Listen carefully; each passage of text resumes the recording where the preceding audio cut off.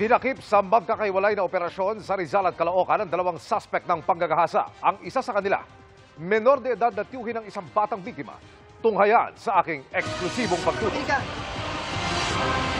Hindi maalaman ng pulisya kung sineseryoso ba ng menor de edad na suspect ang kaso habang ipinaliliwanag sa kanya ang kanyang karapatan. Pinaiintindi din ito ng mga pulis sa kanyang ina at lola na nakatayo sa gilid. Ang 17 anyos na suspect inaresto sa bulubunduking bahagi ng Antipolo Rizal sa bisa ng warrant of arrest sa kasong rape. Ang biktima niya ay pamangkin niya na 6 years old.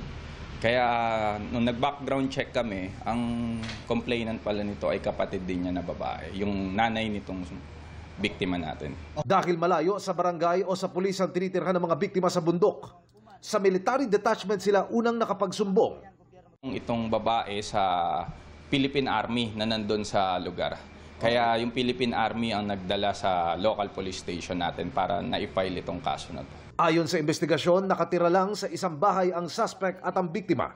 Dinala na sa Social Welfare Office ang menor de edad na suspect. Patuloy naming sinusubukang makuhanan siya ng statement pati na ang kanyang pamilya. Ayun, yung kumakain, yung nakaputi. Sa Bagong Baryo, Caloocan naman, dinakip ng Northern Police District ang suspect din sa panggagahasa ng isang 11 anyos na biktima sa Guimaras Province. Ang suspect dito ay related din dun sa biktima na isang stepfather ng 11-year-old na victim.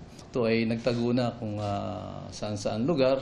No comment ang suspect habang nagpapasalamat naman ng ina ng biktima at desidido raw siyang ipakulong ang dating kinakasama. Natulugan ng pulisya ang nagtatagong suspect nang i-report daw ito sa kanila ng barangay na tila ba kaduda-duda ang pagkatao.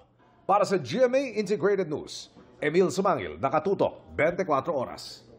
Mga kapuso, samahan nyo kaming tumutok 24 oras. Bisitahin at mag-subscribe sa GMA Integrated News sa YouTube.